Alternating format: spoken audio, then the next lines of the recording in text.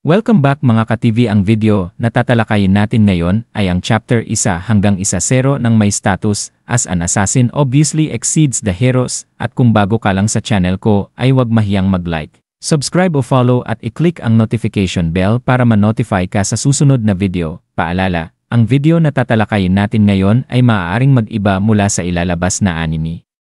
Hindi ko inaangkin ang mga drawing o anumang materyales na ipapakita. Ang layunin ko ay magpakita ng suporta at magbigay ng impormasyon tungkol dito. Ang lahat ng kredito ay nananatili sa mga orihinal na may-ari. Maraming salamat! Si Akira Oda, isang karaniwang estudyante sa high school, ay naaalala kung paanong nagbago ang lahat sa isang iglap. Isang araw sa klase, habang payapa silang nag-aaral, biglang lumitaw ang isang mahiwagang bilog sa sahig, isang makapangyarihang summoning spell na biglang naglipat sa buong grade 11, Class 2 papunta sa isang ibang mundo. Pagkamulat nila, nasa loob na sila ng isang marangyang kastilyo, kung saan sila sinalubong ng isang hindi kilalang lalaki na nagpakilalang hari ng Retais, ang pinakamalaking kaharian ng tao sa mundong tinatawag na Marigan. Kasama niya si Prinsesa Maria, ang prinsesang nagsagawa ng ritual, na halatang pagod matapos ang seremonya. Ipinaliwanag ng hari na sila ay tinawag upang maging mga kandidato bilang mga bayani na siyang magliligtas sa mundo mula sa pananakop ng hari ng demonyo. Habang ang karamihan sa mga kaklase ni Akira ay tuwang-tuwa at nasasabik sa kanilang pagkatransporte sa isang fantasy world na animoy kwento sa anim o laro, si Akira ay agad na naging mapagmatsyag. Inatasan sila ng isang matandang tagapayo, isang lalaking may suot na hood at may hawak na mahiwagang baston na buksan ang kanilang mga kakayahan gamit ang salitang status open. Nang sundin ito ni Akira na bigla siya sa nakita. Ang kanyang klase ay assassin at ang kanyang skill na conceal presence ay max level na. Bagaman masaya siyang hindi siya ang napiling bayani na siyang makakakuha ng atensyon, agad niyang naramdaman na may kakaiba sa kanyang lakas. Habang ang iba ay nagbibiro at humahanga sa kanilang mga stats. Si Akira ay tahimik na nag-aalala, masyadong mataas ang kanyang stats para sa isang ordinaryong estudyante. Sa kasunod na seremonya, bawat estudyante ay kailangang lumapit sa isang mahiwagang kristal na magpapakita ng kanilang stats sa lahat. Dahil ayaw niyang ipakita ang sarili, ginamit ni Akira ang kanyang conceal presence upang maglaho mula sa paningin ng iba at iwasang sumailalim sa proseso. Habang nagmamasid, lalo siyang naging interesado kay Sato Tsukasa, isang modelong estudyante, mahusay sa akademiko, palakaibigan, at sikat sa mga babae. Hindi nagtagal, si Tsukasa nga ang napiling bayani dahil sa kanyang pambihirang stats. Ngunit nang lihim na ikumpara ni Akira ang sarili sa kanya. Nagulat siya nang matuklasang mas mataas pa rin ang kanyang sariling stats kaysa sa bayani. Doon lalo niyang naramdaman ang lalim ng lihim ng mundong ito. Kinagabihan, habang nagtatago sa isang lumang silid sa kastilyo na walang magical surveillance, nagsimula siyang magplano. Bilang isang assassin, alam niyang dapat siyang manatiling nasa anino. Matapos magbihis ng mas maitim at hindi halatang kasuotan at kumuha ng armas mula sa armory, sinimulan niyang galugarin ang kastilyo. Sa kanyang lihim na pag-espiya, narinig niya ang pag-uusap ng hari at prinsesa. Doon niya na lamang ginagamit lamang sila ng mga taga-kaharian, ginugulo lamang ang kanilang isipan sa mga magic at kapangyarihan upang hindi nila mamalayan ang tunay na layunin. Inutusan pa silang huwag kailanman pumasok sa aklatan at sisimulan ang pagsasanay militar kinabukasan. Habang nakikinig sa dilim, naisip ni Akira na may pagkakataon siyang patayin ng hari. Wala ni isa ang makakaalam. Ngunit nag-atubili siya. Hindi pa niya lubos na nauunawaan ang mundo o ang mga totoong layunin ng hari, at higit sa lahat, hindi siya sigurado kung kaya ba talaga niyang pumatay.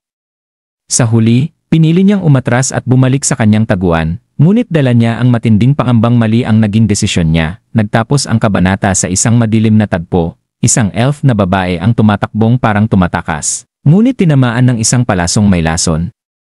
Habang siya ay nanghihina, narinig niya ang humahabol na nagtaka kung bakit siya buhay pa, na tila ba matagal na siyang dapat nawala. Ang tagpong ito ay lalong nagpapatibay sa hinala ni Akira, na ang mundong ito ay hindi lamang isang simpleng pantasya, kundi puno ng panlilinlang, panganib, at lihim na mas malalim pa kaysa sa kanilang naiisip. At dito nagtatapos ang chapter 1 na status as an assassin obviously exceeds the heroes. Sa marangyang bulwagan ng kainan, masayang nag-uusap ang lahat nang biglang pinatama ni Tsukasa ang kanyang kamay sa mesa. Agaran niyang nakamit ang atensyon ng lahat. Matatag ngunit tapat ang kanyang tinig habang nagsasalita sa kanyang mga kaklase, inaalala kung paano sila biglang dinala sa ibang mundo noong nakaraang araw.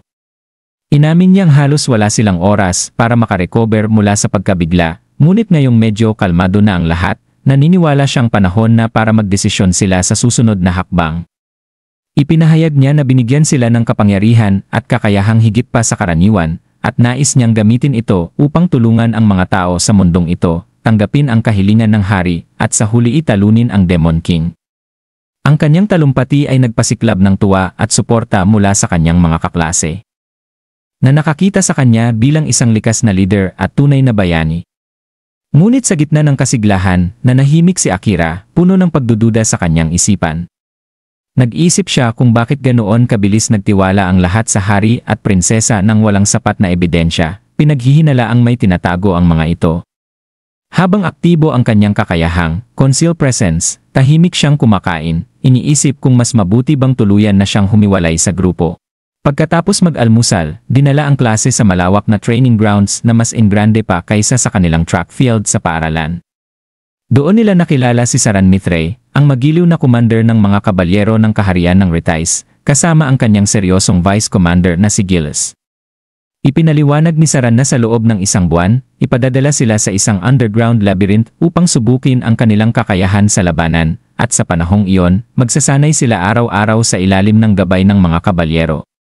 May ilan na nag-alinlangan dahil sa ikli ng paghahanda, ngunit buo ang kumpiyansa ni Saran, ipinapahiwatig na kapag sila'y nabigo, kasalanan na iyon ng mga bayani mismo.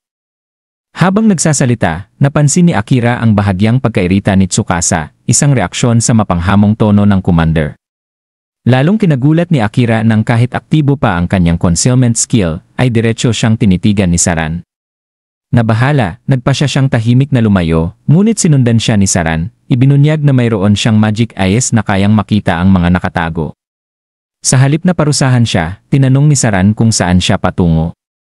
Inamin ni Akira na nais niyang pumunta sa aklatan upang matuto pa tungkol sa mundong ito. Ngunit ibinunyag ni Saran na ipinagbabawal ng hari ang kanilang pagpasok doon at ang tunay na kaalaman tungkol sa mahika at mga kasanayan ay nasa silid aklatan ng hari.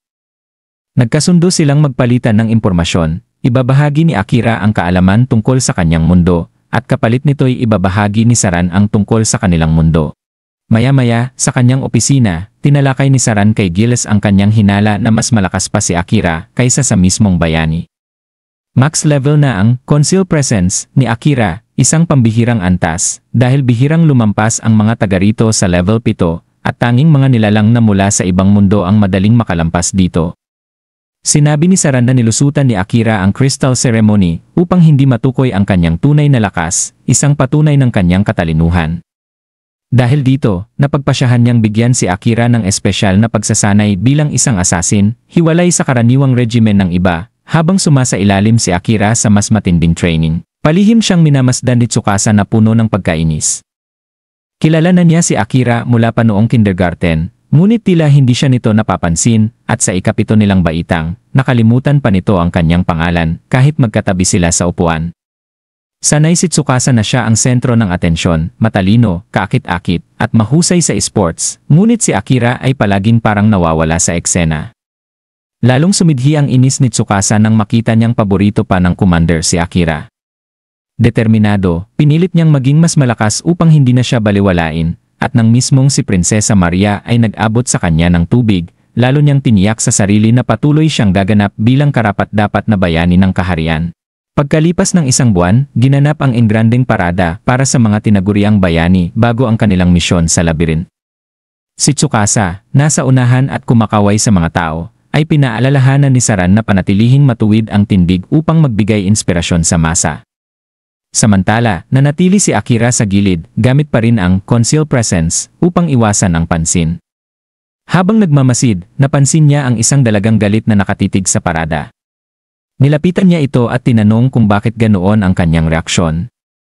Babala ng babae, ang titulong bayani ay isang maskara lamang, at may mabigat na sakripisyong ginawa upang sila'y madala sa mundong ito. Tumanggi itong magpaliwanag pa. Ngunit iniwan siya ng salitang, kapag nalaman mo ang katotohanan, muli tayong magkikita. Habang naglalaho ang babae sa gitna ng tao, naiwan si Akira na puno ng tanong, at nagsimulang maghinala na baka ang tunay na panganib sa mundong ito ay hindi ang Demon King, kundi ang mismong mga taong nagdala sa kanila rito. Ang mga estudyanteng tinawag mula sa ibang mundo, kasama ng mga kabalyero, ay nagsimula sa kanilang unang tunay na paglalakbay patungo sa Kantinan Labyrinth, isang napakalaking piitan na kilala sa pagsubok kahit ng pinakamahuhusay na mandirigma. Para sa marami, ito ang bunga ng isang buwang pagsasanay, kaya't mataas ang kanilang kumpiyansa nang pumasok sila. Ang labirinto, isa sa 4 na nakakalat sa iba't ibang kontinente, ay naging parehong pagsubok at simbolo ng mabagsik na mundong kanilang kinasadlakan. Sa simula, naging maayos ang lahat. Dahil sa pinahusay na kakayahan nila bilang mga nilalang mula sa ibang mundo, mabilis nilang nalampasan ang 30 palapag. Madali nilang napabagsak ang mga halimaw, ang pagkakaisa ng grupo ay tila matibay, at kahit ang kaba ay nanatiling kontrolado. Napaisip si Akira na bagamat parang inaasahan na ang kanilang mabilis na tagumpay, ramdam niya sa loob na may mas mabigat pang pagsubok na naghihintay. Dumating na agad ang panganib. Sa gitna ng kanilang pag-usad, isang maling kilos ang naka-activate ng patibong, may estudyante na nakapindot ng nakatagong switch sa pader, at naglabas iyon ng mga naglalakihang daga. Nabalot ng takot ang lahat. Nagkagulo, naghiwa-hiwalay, at kahit anong sigaw ni Gilles upang buuin muli ang pormasyon ay hindi na natupad. May mga nasugatan, isa pa nga'y sumisigaw ng tulong para gumaling, ngunit muntik na siyang mapatay bago pa man dumating si Akira upang tablahin ang halimaw gamit ang kanyang espada. Unti-unting bumagsak ang moral ng grupo, kaya't iminungkahi ni Akira kay Commander Saran na umatras. Matapos ang isang saglit na pag-aatubili, ginamit ni Saran ang kapangyarihan ng kanyang banal na espada upang lumikha ng landas. At inutusan ang lahat na tumakbo patungo sa ibabaw. Sa kanilang pag-atras, si Tsukasa, ang tinaguriang bayani, ang nanguna, ginabayan ang kanyang mga kaklase habang ginagamit ang mga smoke bomb na ibinigay ng prinsesang si Maria. Epektibo itong nagtaboy ng mga halimaw, ngunit kakaunti lamang ang natira sa kanyang inventaryo. Samantala, sina Gilles at ang mga kabalyero ay gumamit ng mga kapangyarihan tulad ng blazing bullets at wind blades, ipinapakita ang kanilang kahusayan. Napaisip si Akira na kung ganito kalakas ang mga kabalyero, baka sila mismo ay sapat na upang talunin ang hari ng demonyo. Ngunit sa pag-akyat nila, bumungad ang mas matinding pagsubok. Mula sa ulap ng usok, isang dambuhalang minotaur ang lumitaw, isang halimaw na karaniwang makikita lamang sa pinakamalalim na bahagi ng labirinto. Ang presensya nito ay hindi normal, at agad nilang naramdaman ang bigat ng panganib. Sinubukan ni Tsukasa na protektahan ang isa nilang kaklase, ngunit nabasag ang kanyang espada, at pati mga braso niya ay durog sa lakas ng palo ng minotaur. Si Akira ay sumugod upang tulungan siya, ngunit maging ang kanyang dagger ay nabali rin sa matigas na katawan ng halimaw. Sa sandaling iyon, unti-unting bumigay si Tsukasa, hindi lang ang katawan kundi pati ang isipan. Paulit-ulit niyang ibinulong na siya ang bayani, na tungkulin niyang iligtas ang lahat, tila ba inuukit sa kanyang sarili ang bigat ng responsibilidad. Humarap si Akira sa kanya at diretsong sinabi, hindi niya kailangang akuin ang lahat. Ang kanilang mga kaklase ay hindi mahina, nakapagsanay rin sila, at kaya nilang ipagtanggol ang kanilang sarili. Ang kapangyarihan ng bayani ay hindi dapat maubos sa mga ganitong labanan, kundi dapat itabi para sa tunay na kaaway, ang hari ng demonyo. Kung ikaw ang nagpoprotekta sa lahat, sino naman ang nagpoprotekta sa iyo? Mariing tanong ni Akira. Ngunit tila ba nahuhulog na si Tsukasa sa isang psikolohikal na bangin? Doon na humingi ng tulong si Akira, sumulong ang isang manggagamot, si Honyama Shiori, at isang disenchanter, si Ueno Yuki.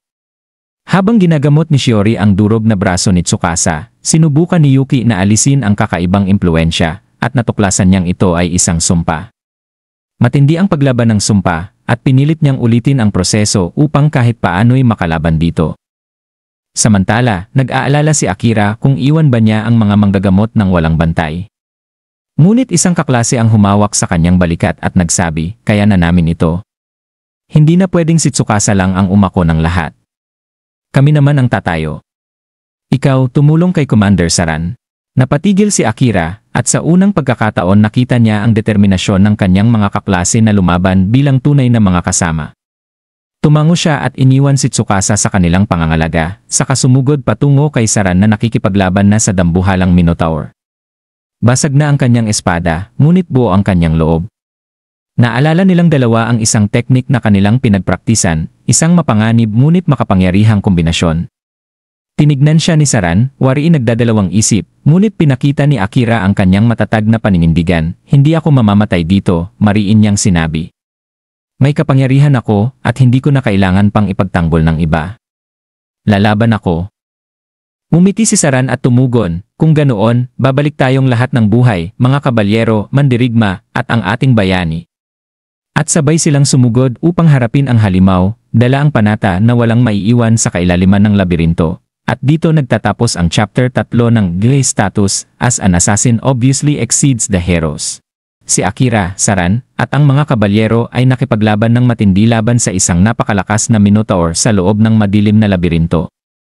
Kahit si Saran na batikan sa labanan ay umamin na hindi madaling patumbahin ang ganoong halimaw, at pinuri niya si Akira dahil sa kakaibang lakas nito na maaaring magdala ng tagumpay. Nagtulungan ang mga mandirigma, si Saran ay gumamit ng nakakasilaw na kidlat upang pahinain ang halimaw, habang sinamantala naman ni Akira ang pagkakataon at tumalon sa likod nito upang palayain ang kanyang mapanganib na shadow magic. Nakilala agad ni Gilles ang ginagawa ni Akira at inutusan ang iba pang kabalyero na umatras habang ang anino ay nilalamon ang katawan ng Minotaur na iniwang ulo na lamang. Nakuha nila ang panalo, ngunit halos maubos ang lakas ni Akira, na sa kabila ng lahat ay ninais na lamang makauwi. Ang iba naman ay hindi makapaniwala sa nakakatakot na kapangyarihang ipinakita niya. Matapos makatakas mula sa labirinto, dumaan ang grupo sa kabubatan patungong kastilyo. Pagod at tahimik ang lahat, at doon natuklasan ni Akira sa kanyang status na umabot na siya sa antas na 15, 3 beses na mas malakas ang kanyang mga estatistika, at nakakuha siya ng mga bagong kasanayan, duress at roar, na malinaw na kopya mula sa mga atake ng Minotaur. Naalala niya ang sinabi ni Saran na maaaring matutunan ng isang mandirigma ang kasanayan ng kalaban kung direktang tatamaan nito. Napaisip siya kung nakakuha rin ba si Tsukasa ng bagong abilidad dahil ito ang humarang sa halimaw upang protektahan ang lahat. Pagdating nila sa kastilyo, pinuri ni Saran ang kanilang katapangan, ngunit lihim na pinatawag si Akira. Doon, ipinagkatiwala niya rito ang isang alamat na sandata, isang katana na ginawa mismo ng unang bayani. Hindi ito hawak ng kasalukuyang hero sapagkat ibang uri ng espada ang itinadhana para rito. Nabigla si Akira, ngunit agad niyang naramdaman ang koneksyon sa sandata, lalo na nang makita niya ang inskripsyong Hapons na nagsasabing Yato no Kami, o Diyos ng Gabi at Talim. Sa unang pagkakataon matapos ang ilang buwan, nakaramdam siyang muli na parang nasa sariling bayan. Ngunit ang kanilang sandaling kapayapaan ay agad napalitan ng kaba nang matuklasan ni Akira ang Prinsesa Maria na gumagamit ng mahiwagang kristal upang sumpein si Tsukasa. Tinuligsan niya ang obsesyon ng prinsesa sa hari at winasak ang kristal. Inaakalang tuluyan ng napalaya ang kanyang kaibigan. Gayunpaman, walang pagsisising ipinakita si Maria at ipinahayag na marami pang nakatagong kristal sa kastilyo, lahat ay para sa kaluwalhasyan ng kanyang mahal na hari. Nabahala si Akira at agad na iniulat kay Saran ang nangyari. Nang suriin ng commander ang kristal, nagpakita siya ng mabigat na ekspresyon at binanggit ang isang matagal ng panganib na maaaring hindi pa tuluyang naglalaho. Bagaman tila nawala ang sumpa, malinaw na may mas malalim na banta ang kanilang haharapin. Kinabukasan, ginising si Akira ng mga sigaw ni Tsukasa. Laking ginhawa niyang makita na tila malaya na ito mula sa sumpa, ngunit bigla siyang kinalagkad nito patungo sa isang nakakatindig balahibong tanawin, si Commander Saran, nakahandusay na walang buhay, may nakabaong punyal sa kanyang dibdib. Ang pagkamatay ng kanilang pinakamalakas na kakampi ay nag-iwan ng matinding pagkabigla at lungkot. Ang kanilang tagumpay laban sa Minotaur, ang pagtuklas ng alamat na katana, at ang paglaya mula sa sumpa ay biglang napawi ng mapait na katotohanang iniwan na sila ng commander. Ngayon, nahaharap si Akira at ang kanyang mga kasama sa mas madilim at mas mapanganib na hinaharap, walang katiyakan kung sino ang kanilang tunay na kaaway. At dito nagtatapos ang chapter 4 ng may status, as an assassin obviously exceeds the hero. Ang biglaang pagkamatay ni Commander Saran ay nagdulot ng matinding pagkabigla sa lahat. Si Akira, Tsukasa, ang kanilang mga kaklase, pati na rin ang hari, prinsesa, at mga kabalyero ay hindi makapaniwala nang makita nilang nakahandusay ang kagalang-galang na commander, tinamaan ng saksak sa puso. Mabilis na lumapit si Akira, puno ng pagkalito at galit, subalit agad siyang itinuro ng kanyang mga kaklase bilang salarin. Ipinunto nila ang espada na nakatarak sa dibdib ni Saran, sinasabing iyon ang sandata ni Akira, ang parehong espada na ginamit niya sa kanilang laban sa loob ng labirin. Nagsimulang sumigaw ang kanyang mga kaklase, tinatawag siyang mamamatay tao, at tumangging pakinggan ang kanyang paliwanag. Pinilit ni Tsukasa na pakalmahin ang lahat at hinihiling kay Akira na ipagtanggol ang sarili. Ngunit sa loob-loob ni Akira, alam niyang isa itong bitag. Ang espada niya ay nabasag na sa laban nila kontra sa Minotaur, at ang kakaibang asal ng kanyang mga kaklase ay nagpatibay sa kanyang hinala. Nang magtagpo ang kanyang mga mata at ang ngiti ng prinsesang si Maria, natanto niya ang katotohanan, isinumpa ni Maria ang lahat upang siya ay mapagbintangan. Tahimik na hinugot ni Akira ang patalim mula sa katawan ni Saran at nagpa siyang umalis, subalit inutusan agad ng hari ang kanyang mga kawal na hulihin siya. Ipinahayag ni Maria sa harap ng lahat na isa siyang taksil at dumungis sa kanilang last batalyon. Si Tsukasa, bagaman nalilito, ay sinubukang tumutol ngunit pinigilan. Si Akira, ayaw magpatalo sa huwad na hatol, ay ginamit ang kanyang kakayahang magkubli at biglang naglaho.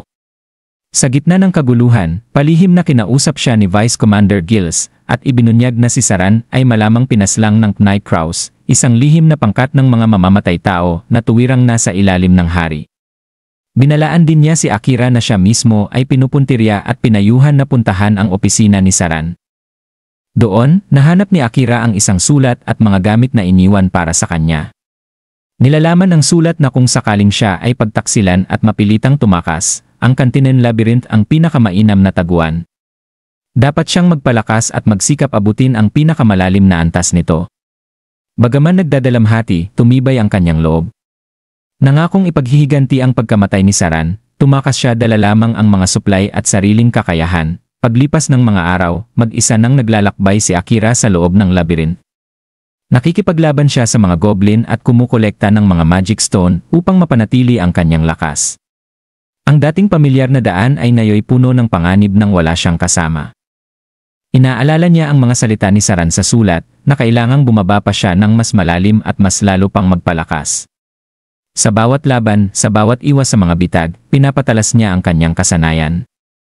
Alam niyang mahirap mabuhay ng nag-iisa, lalo't dati madali nilang nadaanan ang mga antas ng labyrinth bilang isang grupo.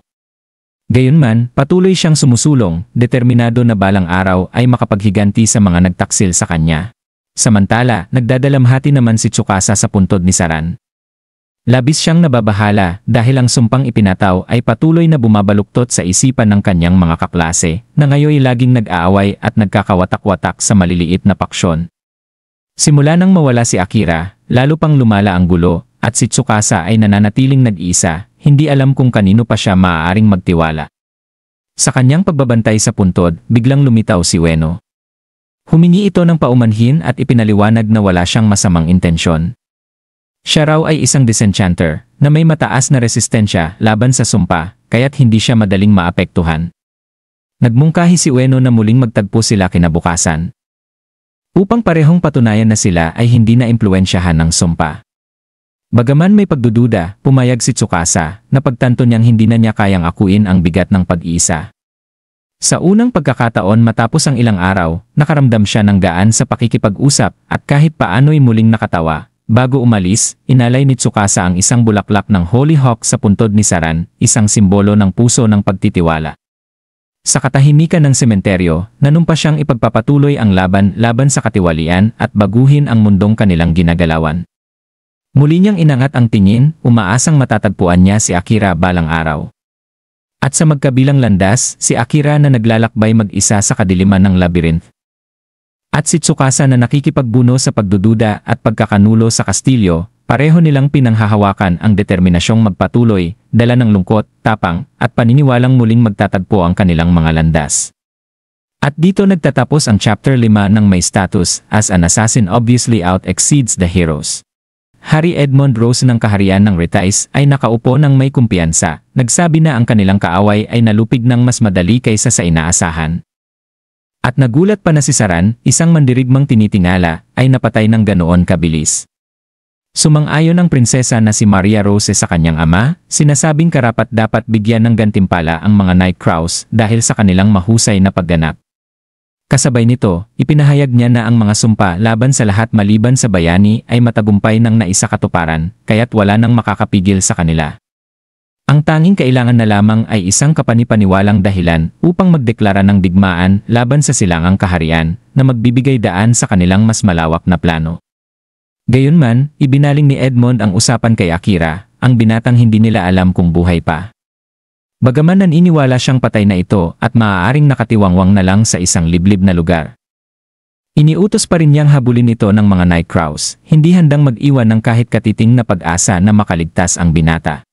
Samantala, malalim sa kailaliman ng labyrinth, nagpapatuloy si Akira sa kanyang nakakapagod na pakikipagsapalaran.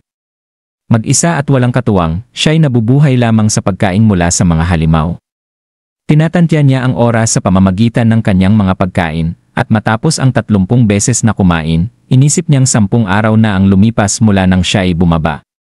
Sa bawat kainan, doble ang pag-iingat niya sapagkat alam niyang iyon ang pinakadelikadong sandali, at umaasa na lamang sa kanyang mga kakayahan gaya ng detect presence at detect danger upang maiwasan ang biglaang pag-atake. Alam niyang napakanipis ng linya sa pagitan ng pagpapalakas ng sarili at pag-ubos ng kanyang lakas at mahika. Kaya't patuloy siyang nagbabalans ng pagsasanay at pahinga upang manatiling buhay sa loob ng masalimuot na piitan. Naalala niya ang mga matitinding laban na pinagdaanan, ang Red Wolf sa ika-30 palapag na may 4 pang tagasunod, at si Fenrir sa ika-50 palapag na halos ikabuwal niya. Sa pamamagitan ng paggamit ng conceal presence at pagtama sa mga kahinaan, nakayanan niyang malampasan ang mga ito, bagaman muntik ng ikapahamak niya. Dahil doon, napagtanto niyang hindi siya maaaring umasa ng lubusan sa kanyang mahika, kaya't nagsimula siyang pag-igihin ang kanyang kakayahan sa tabak. Sa pagitan ng ika-51 at ika-59 na palapag, sinadya niyang iwasang gamitin ang kanyang pinakamalalakas na abilidad. Kabilang ang Shadow Magic upang hasain ang kasanayan sa mga baluktot na espada. Alam niyang delikado ito, ngunit kinakailangan niyang maging mas mahusay na mandirigma kung nais niyang mabuhay sa mga susunod pang laban. Nang dumating siya sa panibagong silid ng boss, kusang nagsara ang pinto sa kanyang likuran, tanda ng walang atrasan, isa lamang ang kahihinatnan, ang kanyang kamatayan o ang pagkatalo ng halimaw. Doon, hinarap niya ang isang nakakatakot na chimera, ulo at katawan ng leon, hulihang bahagi ng kambing, at buntot na ahas na may lason. Unay inakala niyang isa-isang laban lamang ito, ngunit nang umatake ang bawat bahagi ng nilalang ng sabay-sabay, napagtanto niyang wala itong blind spot, at mas higit pa sa 2 kalaban ang kaharap niya. Naitaboy siya ng halimaw, at nang mabagsakan sa bato ay dama niyang nabali ang kanyang tadyang. Halos duguan at halos wala ng lakas, napilitang ilabas ni Akira ang kapangyarihang kanyang iniiwasan. Bumalik sa kanyang isipan ang mga babala ni Commander Saran na ang Shadow Magic ay may sariling kalooban at napakadelikado. Gayunman, wala na siyang pagpipilian kundi pakawalan ito. Dumilim ang paligid habang nilalamon ng anino ang chimera hanggang sa tuluyang bumagsak ang halimaw.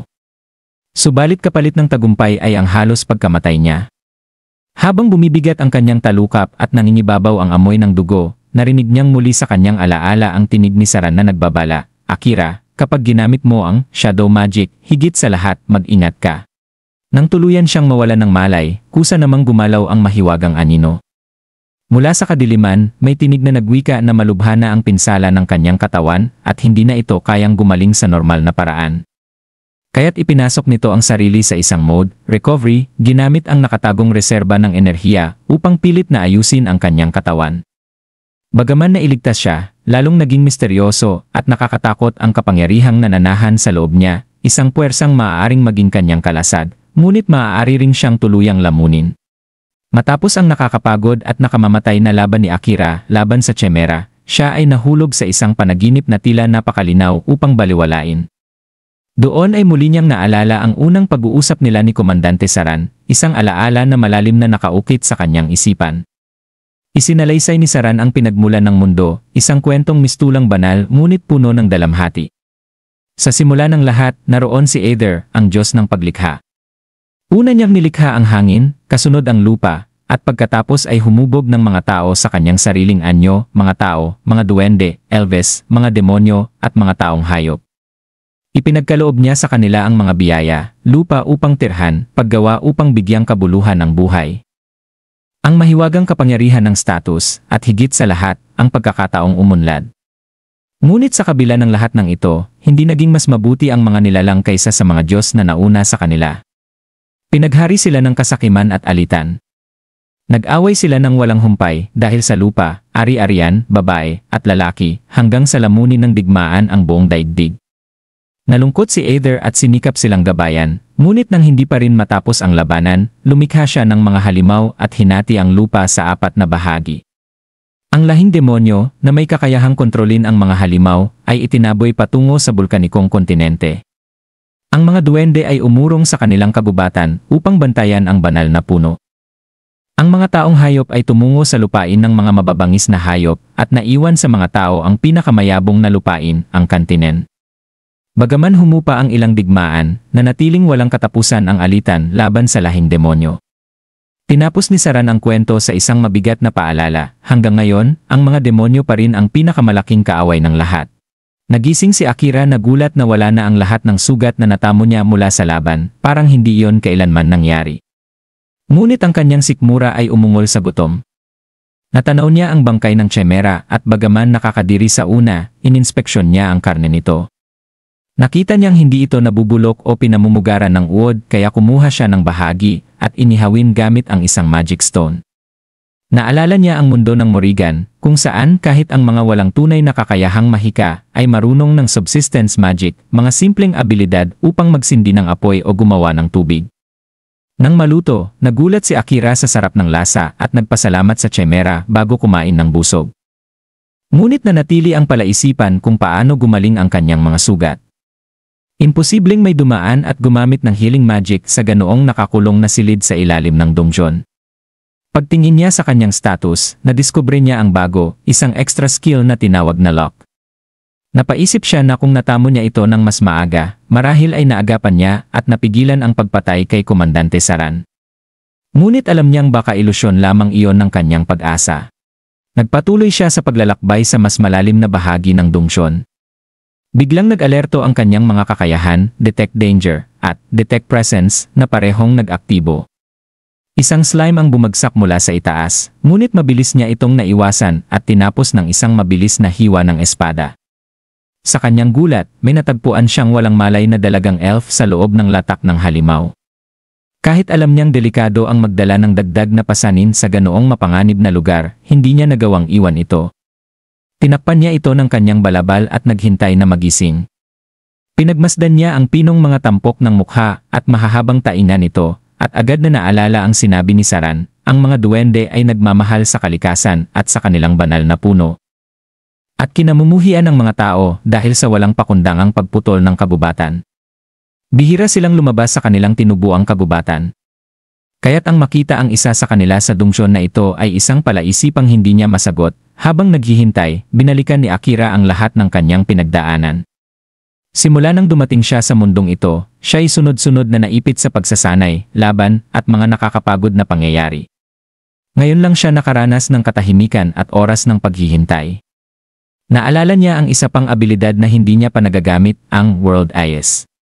Sa kanyang pagkamausisa, sinubukan niya ito at agad na nakaramdam ng matinding sakit ng ulo. Napagtanto niya na hindi ito ordinaryong kasanayan. Binibigyan siya nito ng kakayahang makita at malaman ang lahat tungkol sa mundo, ngunit napakalawak ng sakop nito na halos hindi niya makontrol. Nang sinubukan niyang baguhin at paliitin ang focus nito, natutunan niyang magamit ito ng mas maayos. Habang maingat niyang sinusubukan, itinuon niya ang kanyang mata sa dalagang duwende, at sakto itong nagmulat ng mga mata, mahina ang tinig habang tanong nito, nasaan ako?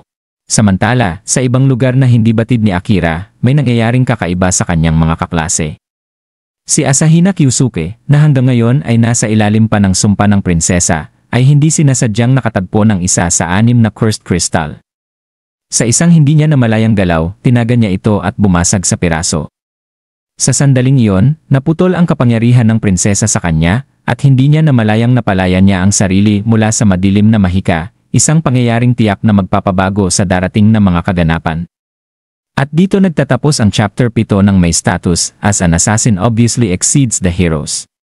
Pagkagising ni Amelia, nakita niyang binabantayan siya ni Akira na agad nagtanong kung nasaktan ba siya. Bagamat sinabi niyang ayos lang siya, kumulo ang kanyang tiyan, kaya binigyan siya ni Akira ng pagkain. Unay parang pusa siyang ligaw na biglang sinunggaban at itinago ang pagkain bago kainin, ngunit nang inalok siya ng isa pang burger, tinanggap na niya ito ng lantaran at nagpasalamat. Nagtanong si Akira kung paano siya napunta sa loob ng slime na kanyang pinatay, ngunit ayaw ni Amelia magpaliwanag. Sa hindi sinasadya, nagamit ni Akira ang kanyang World Eyes at nabasa ang lahat ng detalye tungkol kay Amelia, ang kanyang pangalan na Amelia Rose Quartz, ang kanyang katauhan bilang isang high elf, at ang kanyang napakalakas at kakaibang mahika. Nabigla siya nang malaman na mayroon ding World Eyes si Amelia na maaaring nakita rin nito ang kanyang mga stats, kaya tila lumalim ang tensyon at ugnayan sa pagitan nila.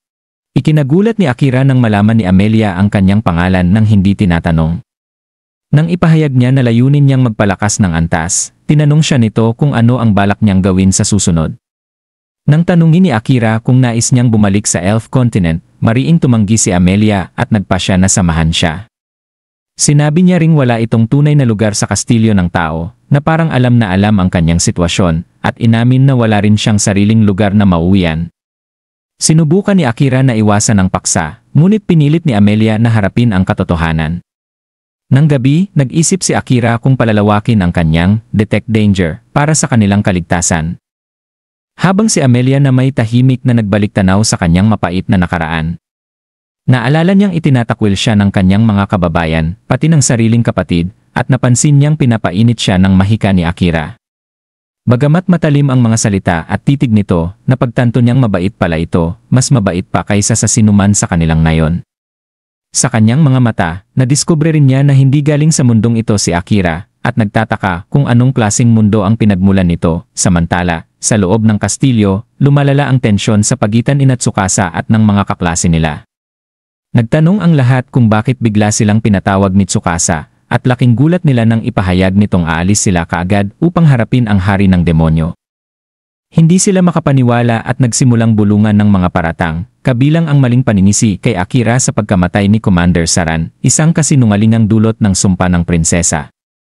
Alam ni Tsukasa na hindi ganap na kasalanan ng kanyang mga kaklase ang kanilang asal, ngunit hindi niya rin matiis ang bigat ng akusasyon. Nang akusahan siyang tumatakas lamang sa problema, hinamon niya silang manatili kung ayaw nilang sumama. Buo ang kanyang pasya na umalis kahit mag-isa. Ngunit laking gulat niya nang ilan sa kanyang mga kaklase ang nagpasya ring sumama. Sina Asahina, Ueno, Shiori, Waki, Nanase, at Chuda ay tumindig sa kanyang tabi at inaming wala na silang epekto ng sumpa. Ipinaliwanag ni Ueno na malaya na ang kanilang isipan, at inamin ni Asahina na siya ang nakabasag ng ilang kristal kaninang umaga gamit ang isang mahiwagang puting espada. Kalaunan, nalaman nilang Hakuryu, White Dragon ang pangalan nito, at tila may kinalaman sa pagkabali ng sumpa, kahit nananatiling misteryoso ang buong pangyayari.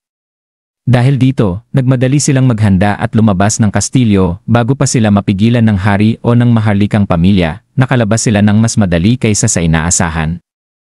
Ngunit nagduda si Tsukasa kung bakit sila lang ang napalaya samantalang marami pa ang nananatiling nasa ilalim ng sumpa. Sa kabila ng mga katanungan, pinilit niyang magpatuloy, determinado na huwag mag-aksaya ng oras. Sa malayo, pinagmamasdan sila ni Vice Komandante Gilles. Bagamat tapat siya sa korona, naalala niya ang huling utos ni Commander Saran na tulungan ang mga bayani sa paraang kaya niya. Kaya't pinili niyang hindi ipagbigay alam ang kanilang pagtakas at sa halip ay taimtim na pinagkalooban sila ng kanyang dasal. Sa ganitong paraan, nagsimula ng maghiwa-hiwalay ang landas ni Akira, Amelia, at ng grupo ni Tsukasa, dala ang kani-kanilang pasanin, sikreto, at kapalarang hindi patiyak. At dito nagtatapos ang chapter 8 ng may status as an assassin obviously exceeds the heroes. Nagtanong si Shiori Hosoyama kay Tsukasa kung saan ba talaga sila patungo habang nasa kanilang paglalakbay upang labanan ang hari ng demonyo. Ipinaliwanag ni Tsukasa na ang kanilang pangunahing layunin sa ngayon ay makalabas agad sa kabubatan at makatakas mula sa nasasakupan ng kaharian ng Ritais. Habang nagsasalita si Tsukasa, tahimik na nagmuni-muni si Asahina Kyosuke na pinaniniwalaan ng kanyang pakiramdam na kung susundan niya si Tsukasa, tiyak na muli niyang makikita si Akira. Naalala niya na matagal na silang magkakakilala ni Tsukasa mula pa noong kindergarten, bagaman hindi sila naging malapit. Lagi namang may tila pagkamuhi si Tsukasa kay Akira, na palaging malamig at walang pakialam sa paligid. Inamin ni Asahina na bihira siyang makisalamuha sa dalawa, hanggang sa isang araw bago sila madala sa mundong ito, nang di inaasahan niyang makita si Akira na nagpa-part-time sa isang construction site. Sa alaala niyang iyon, kinilala niya si Akira at ipinakilala ang sarili, ngunit halos hindi matandaan ni Akira ang pangalan niya. Nag-usat sila ng sandali, kung saan inamin ni Akira na ayaw niyang malaman ng iba, lalo na ng kapatid niyang si Yui. Ipinakita rin ni Asahina ang litrato ng kanyang kapatid na babae, at doon nila natuklasan na ang kanilang mga kapatid na babae ay magkaibigan na pala. Dahil sa kakaibang pagkakataon na yon, nagsimula silang magkalapit at paminsan-minsan ay nag-uusap sa paaralan. Ngayon, pinagsisisihan ni Asahina na hindi niya naipagtanggol si Akira nang ito ay pinaratangang pumatay kay Commander Saran. Noon, lubos siyang naniniwala sa kasinungalingang iyon kaya't tinalikuran niya si Akira. Hanggang ngayon, iniisip niya kung anong mukha ang ipinakita niya noon kay Akira, malamig at walang tiwala. Bumalik sa kasalukuyan, nilapitan siya ni Tsukasa at tinanong kung bakit siya sumama sa paglalakbay.